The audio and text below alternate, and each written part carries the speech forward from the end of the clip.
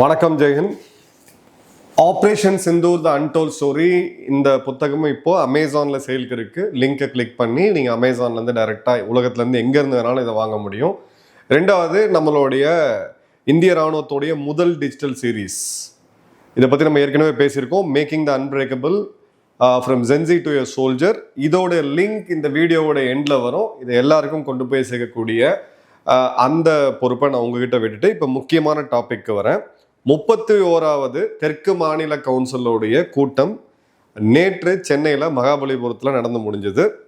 இதை தலைமை தாங்கினவர் உள்துறை அமைச்சர் அமித்ஷா அவர்கள். இதை இந்த வருடம் ஹோஸ்ட் பண்ணது நம்மளுடைய முதல்வர் திரு விஜய் அவர்கள். இதில் கர்நாடகாவுடைய முதல்வர் திரு டி.கே. சிவகுமார், கேரளாவுடைய முதல்வர் திரு வி.டி. சதீஷன், ஆந்திராவுடைய முதல்வர் திரு சி.எம். சந்திரபாபு நாயுடு, அதன் பிறகு தெலுங்கானாவுடைய டெபுட்டி சிஎம் மல்லு பாட்டி எல்லாமே வந்தாங்க. புதுச்சேரி முதல்வர் இதை பாய்காட் பண்ணார். புதுச்சேரிக்கு ஒரு 3 மாநில அந்தஸ்து வேணும் அப்படின்ற கோரிக்கையும், அவங்களுக்கும் அந்த லெப்டினன்ட் கவர்னருக்கும் இல்லை பவர்ஸில் சில இஷ்யூஸ் இருக்குது அப்படின்ற ஒரு காரணத்துக்காக இந்த மீட்டிங்கை புறக்கணிச்சாங்க அப்படின்றத பார்க்குறோம். இப்போது இது ஏன் முக்கியம் அப்படின்னு பார்த்தீங்கன்னா, இந்த மீட்டிங் ஏன் முக்கியம் அப்படின்னா, நம்மளுடைய உள்நாட்டு கட்டமைப்பில் இந்த நாடு நம்ம ஒருங்கிணைந்து பார்க்கும் பொழுது இந்த கவுன்சில் அப்படின்றது ரொம்ப ரொம்ப முக்கியமாக இருக்குது. ஸோ நம்மளுடைய ஆஸ்பிரேஷன்ஸ், மாநிலங்களுக்குன்னே இருக்கக்கூடிய பிரச்சனை, இது எல்லாமே நாம் முன்னெடுத்துட்டு போகிறதுக்கான மிக முக்கியமான ஒரு முடிவுகள் இங்கே தான் எடுக்கப்படும். ஸோ ஒரு நல்ல ஒரு டெமோக்ரஸியில் இருக்கக்கூடிய ஒரு மிக முக்கியமான ஒரு கவுன்சில் தான் இது. இப்போ இந்த இடத்துல முக்கியமாக பேசப்பட்ட விஷயம் எது அப்படின்னு பார்த்தீங்கன்னா டீலிமிட்டேஷன்.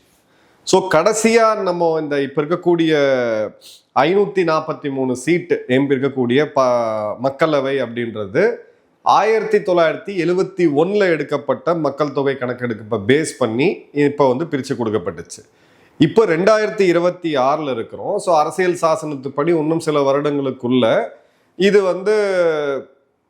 நம்ம வரையறை மீண்டும் இதை ஒரு ஃபார்முலா வச்சு வரையறை பண்ணல அப்படின்ற போது 2027 சென்சஸை பேஸ் பண்ணி அந்த தொகுதிகள் மறுசீரமைக்கப்படும் அப்படின்ற ஒரு கான்ஸ்டியூஷனல் விதி இருக்குது. அப்படியான என்ன ஆகும் அப்படின்னு பார்த்தீங்கன்னா, மக்கள் தொகையை நல்லா கட்டுப்படுத்தின மாநிலங்கள் பாதிக்கும். ஏன்னா மக்கள் தொகை எண்ணிக்கையில் நீங்கள் பாராளுமன்றத்தோடைய மக்களவை சீட்டை முடிவு பண்ணீங்கன்னா எந்தெந்த மாநிலம் மக்கள் தொகை அதிகமாக இருக்கோ அவங்களுக்கு அதிக சீட்டும், எந்தெந்த மாநிலங்கள் கட்டுப்படுத்துனாங்களோ மக்கள் தொகை அவங்களுக்கு கம்மியான சீட்டும் வரக்கூடிய ஒரு அபாயம் இருக்கு. ஸோ இந்த நேரத்தில் தான் இந்த டீலிமிட்டேஷனை எப்படியாவது இந்த மழைக்கால கூட்டத்தொடரில் முடிக்கணும் அப்படின்னு சொல்லி முன்னெடுத்தாங்க. பட் அது பொலிட்டிக்கல் கன்சென்சஸ் அப்படின்றது கிடைக்கல. ஸோ இது இப்போ குளிர்கால கூட்டத்தொடரை நோக்கி போகுது. அதற்கான ஒரு மிக முக்கியமான பாயிண்டா நம்ம இதை பார்க்கணும். இப்போ இந்த இடத்துல யார் என்ன பொலிட்டிக்கல் ஸ்டாண்ட் எடுக்கிறாங்க அப்படின்றதுக்கு முன்னாடி இதுல 2 சைடை நம்ம பார்க்கணும். 1971 நடந்த அந்த சென்சஸ் படி நம்ம போனோம்னா 543 சீட்டு. இப்போ தமிழ்நாட்டில் உதாரணத்துக்கு சோழிங்கநல்லூர் போன்ற கான்ஸ்டிடுவன்சிலாம் எடுத்தீங்க அப்படின்னா, அந்த மக்களவையோடைய பிரதிநிதி, அந்த தொகுதியிலேருந்து தேர்ந்தெடுக்கப்படக்கூடிய பிரதிநிதி ஒரு தொகுதி முழுக்க அவர் சுத்திட்டு வரணும் அப்படின்னு கம்ப்ளீட்டா அட்லீஸ்ட் ஒரு மெயின் ரோட்ஸ்ல முக்கியமான இடங்களுக்கு போயிட்டு வரணும் அப்படின்னாலே ஒரு முறை போயிட்டு வரத்துக்கு ஒரு வருட காலத்துக்கு மேலாகும்.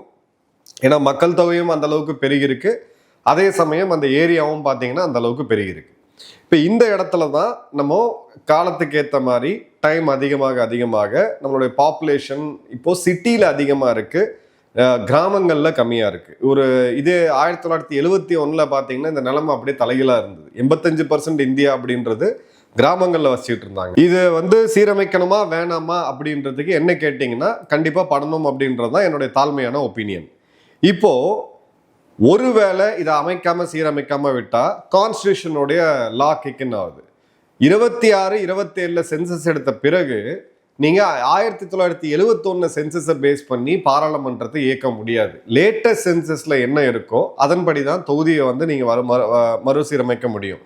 அப்படிப்பட்ட சூழ்நிலையில உங்களுக்கு மக்கள் தொகை எண்ணிக்கையின் பேர்ல வரும்பொழுது எந்தெந்த ஸ்டேட்ஸ்லாம் எஃபெக்டிவா, தமிழ்நாடு, கர்நாடகா, ஆந்திரா போன்ற பல மாநிலங்கள், குஜராத், மகாராஷ்டிரா போன்ற மாநிலங்கள் எஃபெக்டிவா பாப்புலேஷனை கண்ட்ரோல் பண்ண மாநிலங்களுக்கு இது பாதிப்பாகும். யாரெல்லாம் சரியா கண்ட்ரோல் பண்ணாம விட்டாங்களோ அவங்களுக்கு இது கெயினா போக முடியும் அப்படின்ற ஒரு அபாயம் இருக்கு.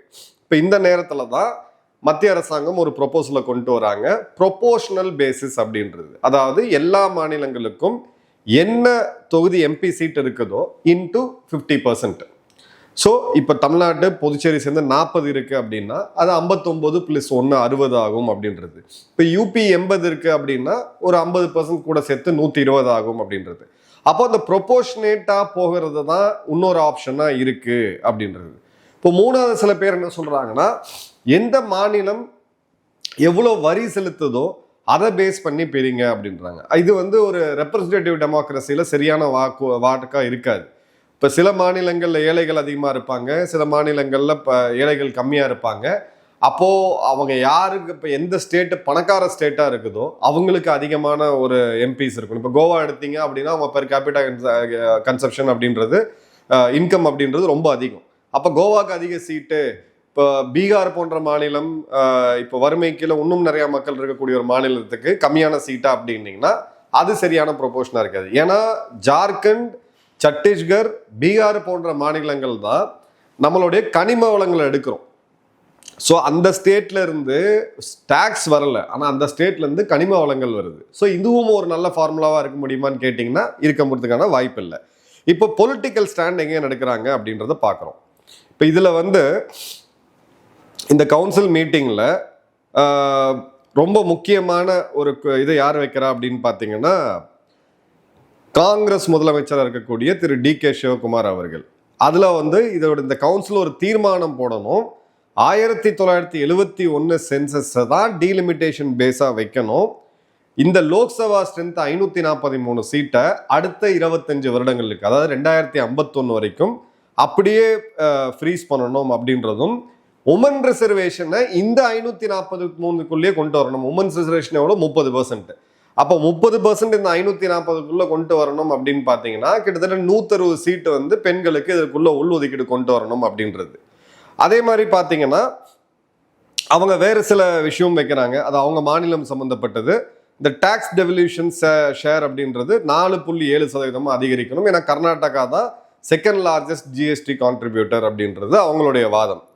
இப்போ சந்திரபாபு நாயுடு எடுத்தீங்க அப்படின்னா அவர் என்ன சொல்றாருன்னா, தெற்கு மாநிலங்கள் மட்டுமே 10 ட்ரில்லியன் எக்கனாமியா 2047க்குள்ள உருவாகணும். இந்தியாவுடைய எக்கனாமி எவ்வளோ? இப்போ கிட்டத்தட்ட $4 ட்ரில்லியன். ஆனால் அவர் தெற்கு மாநிலங்கள் மட்டுமே 2047க்குள்ள $10 ட்ரில்லியன் எக்கனாமியா உருவாகணும் அப்படின்றதும், அமராவதி, பெங்களூர், சென்னைக்கு ஒரு புல்லட் ட்ரெயின் காரிடர் வயா குப்பம் வழியா வேணும் அப்படின்றதும், கோதாவரியும் காவேரியும் லிங்க் பண்ணணும், 500 டிஎம்சி தண்ணி போய் கடல்ல கலக்குது அப்படின்றதும், இந்த கோதாவரி காவேரியை லிங்க் பண்ணிட்டா தமிழ்நாட்டுக்கு இருக்கக்கூடிய தண்ணீர் பிரச்சனை அப்படின்றது மிக முக்கியமா போகும் அப்படின்றதும், 2014 ஆந்திரா தெலுங்கானா பிரிஞ்ச போது ஆந்திராவுக்கு உண்டான சில ரெசல்யூஷன்ஸை இன்னமும் நிறைவேற்றப்படலை, அவங்க நிறைவேற்றணும் அப்படின்றாங்க. அதுல வந்து அடுத்தது பார்த்தீங்க அப்படின்னா இந்த டீலிமிட்டேஷனுக்கு என்ன பண்ணலாம் அப்படின்றது. இப்போ டி.கே. சிவகுமார் அவர்கள் சொன்னதை நல்லா கவனிங்க. We welcome the assurance that no southern state will lose seats. எந்த சதர்ன் ஸ்டேட்டுக்கும் இது வந்து லூஸ் ஆகாதுன்னு நாங்கள் இது வரவேற்கிறோம்.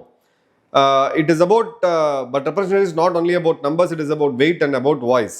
ஸோ இந்த இடத்துல நாங்கள் பாப்புலேஷன் கண்ட்ரோல் பண்ணதுக்கு எங்களுக்கு ஒரு ஃபேரான இது வேணும் அப்படின்னு சொல்கிறாங்க. இப்போ 2026 ஏற்கனவே டீலிமிட்டேஷன் பில் ஒரு டைம் ஃபெயில் ஆச்சு அப்படின்றத பார்க்குறோம். டிஎம்கே இதை முதல்ல கடுமையாக எதிர்த்தவங்க எலெக்ஷனுக்கு பிறகு ஃபேர் டீலிமிட்டேஷன் இருந்தால் ஓகே, இவங்க 40, 60 ஆச்சுன்னா எங்களுக்கு ஓகே, 39, 59 ஆச்சுன்னா ஓகே அப்படின்ற ஸ்டாண்டுக்கு இப்போ டிஎம்கே வந்திருக்கு. இப்போ இருக்கக்கூடிய ஆளுங்கட்சியான டிவிகே என்ன பண்ணாங்கன்னா அசம்பிளியில் ஒரு ரெசல்யூஷன் போடுறாங்க, இருக்கிற நம்பர் அப்படியே இருக்கணும். 1971 இந்திரா காந்தி அவர்கள் பிரதமராக இருக்கும்போது நடந்த சென்சஸ் படி இருந்ததை இதை அப்படியே கண்டினியூ பண்ணோம், எந்த சேஞ்சும் பண்ணக்கூடாது அப்படின்ற அந்த காங்கிரஸ் ஸ்டாண்டை எடுக்கிறாங்க. ஆனால் இந்த ரெசல்யூஷனில் பார்த்தீங்க அப்படின்னா முதலமைச்சர் பேசும்போது தமிழ்நாட்டை பாதிக்கக்கூடாத அளவுக்கு தான் முடிவுகள் எடுக்கணும் அப்படின்றது, தமிழ்நாட்டோடைய அந்த உரிமையை நாங்கள் விட்டு கொடுக்க மாட்டோம் அப்படின்றது ஒரு டோனில் அவர் வந்து சொல்லியிருக்காரு. இதை வந்து சில தொலைக்காட்சிகள் எப்படி ரிப்போர்ட் பண்ணாங்க அப்படின்னா ஃபேர் டீலிமிட்டேஷனுக்கு இப்போ இருக்கக்கூடிய நம்ம தமிழக முதல்வர் திரு விஜய் அவர்கள் ஒத்துக்கிட்டாரு அப்படின்னு சொல்லி ஒரு செய்தி வந்துச்சு. அதன் பிறகு டிவிகேவுடைய அஃபிஷியல் பக்கத்தில் அவங்க என்ன சொல்கிறாங்கன்னா, இதை அப்படியே நம்ம எடுத்து படித்தோம்னா உங்களுக்கு ஒரு விஷயம் ரொம்ப தெளிவாக புரியும். அவங்க என்ன சொல்றாங்கன்னா, நாங்கள் ஏற்கனவே எடுத்த ஸ்டாண்டில் தான் நாங்கள் இருக்கிறோம், இந்த இடத்துல நாங்கள் எதுவும் மாறலை அப்படின்றதும், நாங்கள் வந்து இந்த பொசிஷனில் மாறலை அப்படின்னு அவங்க சொன்னாலும் ஒரு கிளியர் கட்டாக இல்லை இந்த இப்போ 2 இஷ்யூ. காங்கிரஸ் என்ன சொல்றாங்க, டீலிமிட்டேஷனை வேண்டாம் அப்படிங்கிறாங்க. டிஎம்கே முதல்ல டீலிமிட்டேஷன் வேணாம் அப்படின்னு சொல்லிட்டு இப்போ ஃபேர் டீலிமிட்டேஷன் தான் ஓகேன்றாங்க. I think which is also fair. டிவிக்கே என்ன சொன்னாங்கன்னா, டீலிமிட்டேஷன் பண்ணக்கூடாது, இருக்கிறத அப்படியே கண்டினியூ பண்ணணும் அப்படின்னு சொல்லிட்டு காங்கிரஸோட ஸ்டாண்ட் அப்படியே எடுக்கிறாங்க. மேபி ஃபியூச்சர்ல அந்த கட்சிகள் 2 அலையன்ஸ்ல போகும்போது இந்த மாதிரி நேஷனல் இஷ்யூஸ்ல வேற வேற பார்வைகள் இருக்க வேணாம்னு கூட வச்சிருக்கலாம். பட் இந்த இடத்துல ஹோஸ்ட் ஸ்டேட் வந்து தமிழ்நாடு. ஸோ அதனால தான் சிஎம் திரு விஜய் அவர்கள் பார்த்தீங்க அப்படின்னா அமித்ஷா அவர்களை வரவேற்று, ஏன்னா ஹீ இஸ் த ரிசீவிங், நம்ம தான் இந்த நிகழ்ச்சிக்கான ஹோஸ்ட். ஒரு டைமும் ஒரு மாநிலத்தில் இது வந்து நடக்கும். ஐ திங்க் போன முறை கர்நாடகாவில் நடந்துச்சுன்னு நினைக்கிறேன். ஸோ இந்த பாயிண்ட்ல ஒருத்தர் ஒரு ஸ்டேட் எடுக்கிறாங்க. இப்போ இந்த ஃபேர் டீலிமிட்டேஷன் அப்படின்றது ஒரு இதுவா இருக்கா அப்படின்னு பார்த்தீங்கன்னா, காங்கிரஸாக இருக்கட்டும், இல்லை பிராண்ட் நியூ டிவிகே கவர்மெண்ட்டாக இருக்கட்டும், இல்லை டிடிபியாக இருக்கட்டும், இந்த இடத்துல 2 விதமான ஸ்டாண்டை நீங்கள் பார்க்கலாம். ஒன்று, டீலிமிட்டேஷனை வேணாம் அப்படின்றது காங்கிரஸ். ஆனால் இதுக்கு முன்னாடி பார்த்தீங்கன்னா காங்கிரஸ் வந்து ஃபேர் டீலிமிட்டேஷன் தான் ஓகே, மக்கள் தொகை எண்ணிக்கையில் பண்ணீங்கன்னா சவுத் வந்து பாதிக்கும் அப்படின்னு சொன்னவங்க இப்போ டீலிமிட்டேஷனே கூடாது அப்படின்ற ஒரு ஸ்டாண்டுக்கு வந்துட்டாங்க. டீலிமிட்டேஷன் பண்ண முடியல அப்படின்ற போது பெண்கள் இடஒதுக்கீடு அப்படின்றது கம்ப்ளீட்டாக லா பாஸ் ஆயிருச்சு. பட் டீலிமிட்டேஷன் பண்ணி சென்சஸ் எல்லாம் எடுக்கணும், டீலிமிட்டேஷன் பண்ணணும், தொகுதிகளை சீரமைக்கணும், சரி தொகுதிகளை அறிவிக்கணும். அதன் பிறகுதான் நீங்கள் அந்த புதுசாக உருவாக்கப்பட்ட தொகுதிகளில் நீங்கள் பெண்களுக்கான ரெசர்வேஷனையும் எடுத்துகிட்டு வரணும். 2029 தேர்தலுக்கு முன்னாடி கிட்டத்தட்ட இன்னொரு 3 வருஷத்தில் 2029 தேர்தல் வர இருக்குது. இப்போ இந்த பாயிண்ட்ல தான் அவங்க என்ன சொல்றாங்க அப்படின்னு பார்த்தீங்கன்னா, இந்த உண்மையான கான்டெஸ்ட், இந்த தெற்குல இருக்கக்கூடிய எல்லா முதல்வர்களும் ஒரே மாதிரி யோசிக்கிறாங்க, அந்த க்ளூ இருக்கிற மாதிரி தெரிஞ்சாலும் ரிசல்யூஷன் வெர்சஸ் அஷூரன்ஸ் தான் மிக முக்கியமான ரியல் கான்டெஸ்டா இருக்கு. உள்துறை அமைச்சர் உத்தரவாதம் அளிக்கிறார் அப்படின்றதுக்கும், இல்ல இந்த கவுன்சில்ல தீர்மானம் போடுங்க அப்படின்றதுக்கான ஒரு இடம் தான் இங்க வந்து நிக்குது கிளியரா. அதே மாதிரி பாத்தீங்க அப்படின்னா, சவுத் ஸ்டூடெண்ட் லூஸ் சீட்ஸ், எந்த காரணத்தை கொண்டும் தெற்கில் இருக்கக்கூடிய மாநிலங்களுக்கு சீட்ஸ் லூஸ் பண்ணக்கூடாதுன்றதுல எல்லாருமே தெளிவா இருக்காங்க. அதுல டவுட்டே கிடையாது. மத்திய அரசாங்கமும் அதே தான் சொல்றாங்க. இதுல ஒரு பெக்குலியரான விஷயம் என்னன்னா, திரு விஜய் அவர்களுடைய கட்சி காங்கிரஸோட கூட்டணியில் இருக்காங்க. கேரளால காங்கிரஸ் ஆட்சி இருக்கு, தெலுங்கானால காங்கிரஸ் ஆட்சி இருக்கு, கர்நாடகாலையும் காங்கிரஸ் ஆட்சி இருக்கு. இப்போ ஒரே ஒரு என்டிஏ சீஃப் மினிஸ்டர் நேற்று இந்த நடந்த மீட்டிங்ல யார் உள்ள இருந்தா அப்படின்னு பாத்தீங்கன்னா, திரு சந்திரபாபு நாயுடு அவர்கள் மட்டும்தான். அவர் வந்து என்ன சொல்றாருன்னு பாத்தீங்கன்னா, இன்வெஸ்ட்மெண்ட்ஸ் கொண்டு வர்றது, காவேரி கோதாவரியை வந்து இணைக்கிறது, கோஆபரேஷன் பண்றது, தெற்கு மாநிலங்கள் $10 trillion போகணும்னு சொல்லிட்டு அவர் டோட்டலா இந்த டீலிமிட்டேஷனை விட்டு விலகி அவர் டெவலப்மெண்ட்டை நோக்கி கொண்டு போறாரு அப்படின்றத பாக்குறோம். அதே மாதிரி பாத்தீங்க அப்படின்னா, இந்த சைட்லைன் மீட்டிங் கேரள முதல்வருக்கும் தமிழக முதல்வருக்கும் இடையே நடக்குது. அதுல நம்ம முல்லை பெரியார் ஒரு மிக முக்கியமான இஷ்யூ அப்படின்றத நம்ம பார்க்குறோம். ஸோ இந்த இடத்துல ஒரு ரீஅலைன்மெண்ட், சின்ன ரீஅலைன்மெண்ட்ங்கிறது அது இப்போதைக்கு ஆப்டிக்கலாக இருக்குன்னு மட்டும்தான் பார்க்குறோம். அதே மாதிரி பார்த்தீங்க அப்படின்னா, இவங்களுடைய என்டிஏவுடைய இன்னொரு மிக முக்கியமான முதலமைச்சர் சிறு மாநிலமாக இருந்தால் கூட புதுச்சேரி இருக்குது. ஸோ அவங்களுக்கு ஸ்டேட் விடுன்ற போது அவங்க வரலை.